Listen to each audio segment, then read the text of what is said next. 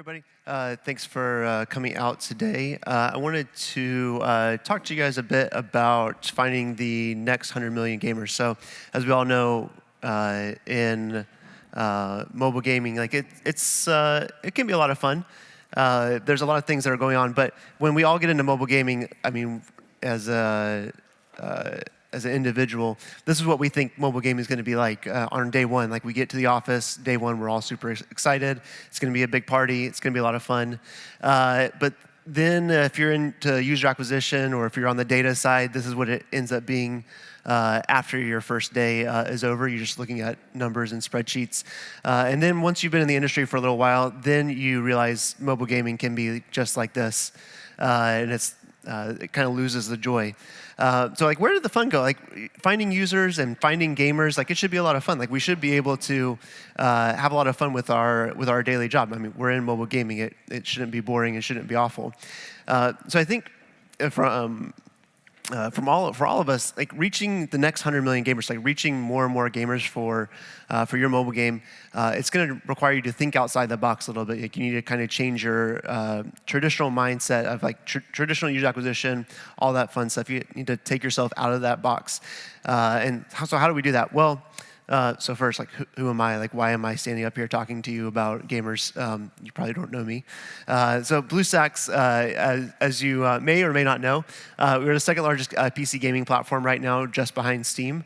BlueStacks is, we have about 350 million people that play on BlueStacks, and we're all about mobile games. And in fact, our average gamer spends about 5 hours a day playing on BlueStacks. And so these are guys that are very hardcore. These are like the core users. These are the people that are really wanting to spend a lot of time, and then time equals money. So if you look at the top 10 RPG or strategy games in any country, at least 7 of them, I think in the US, 9 of the 10 are working with us. And then if you just go on down the list, there's a lot of guys that are actually working with us directly. And so BlueStacks, it's just software you download from BlueStacks.com, throw it on your PC or your Mac, and you're ready to go. It allows you to play any mobile game that's available on Google Play. So why am I here? I'm really here just to help you guys figure out how to reach that next 100 million people that are going to be playing your game. And like I said, we need to kind of change our mindset a little bit. We can't just spend a bunch of money on Facebook and hope for the best. And as I mentioned, we have a lot of people that work with us directly. And the way that I think about a game is a little bit different than what most people do. So I think of things in terms of life cycles, especially for a game like and it helps to visualize this with a chart. Obviously, you've got the pre-launch phase, and you have your launch phase, and then you have your cross-promotion, and then you've got your long-tail monetization, and then you're retargeting all those people to get them into the next update. But as a gaming platform, with 350, 400 million gamers by the end of this year, and there's hundreds and hundreds of developers that we work with all across the globe. We've seen that same life cycle over and over and over again, and it's like I said, it's very helpful to visualize it like this. So this is our platform here. So as you can see, we're all about mobile games. We love mobile games. We play all day. In fact, inside our company, we track who is playing the longest. Internally, someone has had BlueStacks open on their PC for 33 days. And even on my team, if someone stops BlueStacks, and I get notifications like, "Hey, why aren't you playing enough games during the week?" And millions of mobile gamers every day are downloading games from here. We have about 2 billion mobile games installed on BlueStacks every month. So how can we help? Throughout this whole presentation, we really just want to be a help to you guys, and hopefully you can learn a couple of things. So while we have a lot of people playing games, we also have a lot of people at BlueStacks that are spread across the globe. Sorry, it's a little bit dark. But we have community teams in place across about 30 countries now, and we've seen a lot of stuff happen in all these countries, so we were hopefully able to apply a lot of those learnings to you guys. And again, we're talking about the life cycle and like how do we apply this life cycle across all the different geos. And so one of the things that we've seen this happen over and over again. Whenever you're ready to launch a game, you pick a date. You're like, okay, let's do this date, and you go for it, and you hope for the best. But as we have seen many times, that can have very disastrous consequences if you are not very careful picking your date. This happened a couple weeks ago where a huge IP came out, and we were ready. We were working with them on the launch date. Pre-registration was ready to go. We had videos lined up. Everything was ready to go. But then Brawl Stars happened to launch on that same day and completely tanked their entire launch. And so they went from ready to spend like $3 or $4 million across all their channels on that launch 24 hours, and they were able to like barely spend $1 million just because like they couldn't compete with Brawl Stars. So that day was not very awesome for them. Their board was super displeased. But if you are looking at our launch calendar, for example, so we have a aggregation of all the different games that are launching. So you can take a look at our launch calendar, plan your launch around it. As something we just let everybody have access to, both gamers and developers alike. And I think of it almost like insurance. Like you know exactly what a game is launching, and because we have so many partners spread across the globe, we're throwing their games into the calendar, and you're able to see what's going on around you. On the flip side, so we have the guy that failed to look at the calendar, and their launch was horribly. It was just really bad launch for them. On the flip side, someone saw the calendar the other day, emailed us like, hey, I saw that this game is launching. Why don't we move it back a month? And then their launch was not saved because they were able to push it back. So they saw like on the 11th of January, there was like 14 games that launched on January 11th for some reason. That was just a lot of people wanted to launch their games that day. And they were this developer in the US was going to launch a game also on that day, and they moved it back to I think it was the 25th. So they moved it back a couple weeks, almost a month, and so they saved their launch, and they were able to have a good launch because of that. And obviously, your board will thank you and not yell at you for blowing a couple $1 million on a blown IP. Alrighty, so if you pick the right day for your game, and let's assume that you've looked at the calendar and everything looks good, is it going to be a great success? Probably not. So let's look at, I think a good example for this is what happens in the US with sports. I don't know how many people here are from the US, but tailgating is a huge business in the US. It's about a $6 billion a year business in the US right now. And these are super fans of every single sports team that's out there. They will line up outside a stadium. They will park their cars, they'll all hang out, they'll grill meat, and they'll have salads, drink beer, whatever they want to do, right outside their truck, and they're called tailgaters because they lower the tailgate on their car.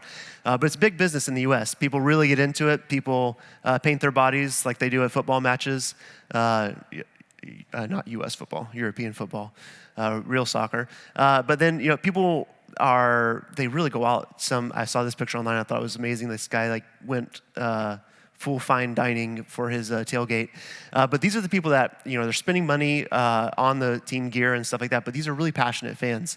They're spending lots of their hard-earned money on the team. And some people really get into it a lot more than others. Guys go crazy inside the game as well. But the reality is that these are the kind of fans that you have to have before your launch happens, and even more importantly, during and after your launch has happened. And so a couple examples of how our community teams around the globe are reaching these gamers. So what are we doing internally to reach BlueStacks tailgaters, and by extension, all the different tailgaters that we've been able to find for different games. If you look at before, having a Facebook page with an occasional moderator on there, posting some content, maybe reposting something from their games blog to Facebook, that's not enough. That's not something that is going to get you to that next phase, and not going to get you a ton of tailgaters. Loyalty is really a two-way street. So whether you're on Discord or you're on Reddit or you're on any kind of forum, we found that when we are looking at gamers are already on Discord. And what I think is probably missing from a lot of conversations that I have with developers. We're not really thinking about this kind of stuff. We're not really thinking about how do we reach more and more gamers, because these gamers are already out there, and we have thousands of people across the globe that are on each server. Like our US server has a few thousand people, our Russia server has a few thousand people. And so these are just fans of BlueStacks, but by extension, again, they're fans of these games as well. But you have to meet them where they are. And this happens so many times where people are really not thinking about Discord as a really great way to reach out to those gamers. And if you don't talk to people on these channels, if you're not talking to your tailgaters, someone else is going to come in and steal them. And so if you don't own the channel, if you don't own this server, if you're not posting content to it regularly, you're not going to be able to increase your tailgaters, spending a lot of time and by extension a lot of money. Alrighty, so you have insurance for your launch. Yes, you're looking at the game calendar. You're ready to go, and that kind of helps you figure out, okay, when's the best date for me to launch? When am I going to find some tailgaters? Great, I got some tailgaters. These are the people that are going to spend exorbitant amount of time and exorbitant amount of money on the game. So what's next? Let's go back to the life cycle chart again. So let's look at a couple of people that, or let's imagine that we've already been working with BlueStacks on a couple different of these life cycle phases. So say you're working with BlueStacks on the pre-launch side, or you're working with us on the launch side. And let's imagine that you're working with us. And if you're not working with us, see me afterwards, and I'll be happy to help you out. But what do you do to keep your tailgaters engaged for months and potentially years to come? And I think this is where the most developers and most of us in the marketing and user acquisition world, we tend to skip this part a lot because we're so focused on, okay, how much do I have to spend on Facebook today? Okay, I've got to make sure that I spend all the budget, and if I don't spend that budget, then I'm going to lose it. So we don't really think about the next level of the game. And again, we're kind of missing the fun of games and why we got into it in the first place. So I think as you are coming up with ways for your tailgaters to battle against each other, esports and tournaments are super easy now. I mean, you can add this into your game. Brawl Stars did it. They added a spectate mode, and that makes it very easy. But even within BlueStacks, we've enabled a couple things inside BlueStacks to make tournaments in esports for any kind of game, no matter if it's a bubble shooter or if it's more of a game like PUBG, where you can post screenshots of your kills and things like that. We've leveraged a lot of our gamers, so with having 350 to 400 million people playing on BlueStacks, quite a few of them are Twitch creators, or they're folks that are creating content on YouTube, and they're very passionate fans of BlueStacks. And so, we work with a lot of those guys, and they host the tournaments themselves through BlueStacks. But no matter what kind of game you have, just adding a tournament or doing like a once a month esports event, no matter what kind of game you have, it's going to boost your numbers crazily. So, for example, like we did a tournament for Brawl Stars in India, and offered $100, $200, but not that much. But we had hundreds and hundreds of people in the tournament. They're all playing. People are spending a lot of money, which is we got to make money, right? So as a game developer, if you don't make money, you don't eat. And so people are getting inside the game. They're spending money in the game to get the next character. They're unlocking chests and things like that. And then we also see, like in our Discord servers, our membership peaks over like a couple hours span. Like our membership goes swells up. And this can be repeated on any type of game that you might have. And if you're on Discord or you want to do it on Reddit, whatever channel you want to do it on, we have seen, across all of our 30 different countries, us running tournaments for all kinds of different games and finding the game that matters most in that geo. That has paid dividends for us, and we've been able to increase our BlueStacks usership and our loyalty, but also we've been able to help out a lot of these different games. So I think, to kind of summarize where we're at, so I think finding the next 100 million gamers, it's going to require all of us to shift our focus. Like, we can't just be so concerned with retargeting lists. Yes, of course, buying on Facebook and buying on Google and buying through the normal acquisition channels. Like, you got to continue doing that. But it's not longer just a input output. It's not a one-to-one battle anymore. It's not, okay, I'm going to go buy a bunch of Facebook ads and then call it a day. No, we have to kind of think bigger than that. You have to think, okay, what can I do beyond that? That's going to create raving fans of our game. And I think, this is a screenshot again from BlueStacks. The most successful developers are starting to listen and they're starting to think through this. BlueStacks is obviously we've been in the industry for a while, and we're helping people think through the game lifecycle in a bit more holistic way, not just, hey, let's work on just one aspect. We've got other ways for people to work with us throughout the game's lifecycle.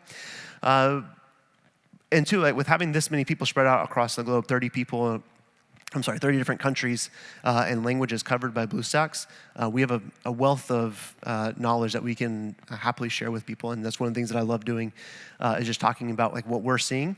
And so that's the basis of this presentation today, and I think that as more and more people start to think through, again, that very holistic way of taking a game from the launch and then creating raving fans through tailgaters, and if you want to do esports, that's freely available as well. But I think if you're not doing this, you should definitely do it too. There's no reason why you shouldn't be doing this. So that's it from my side. Anybody have any questions? All right. Thank you very much, Ben.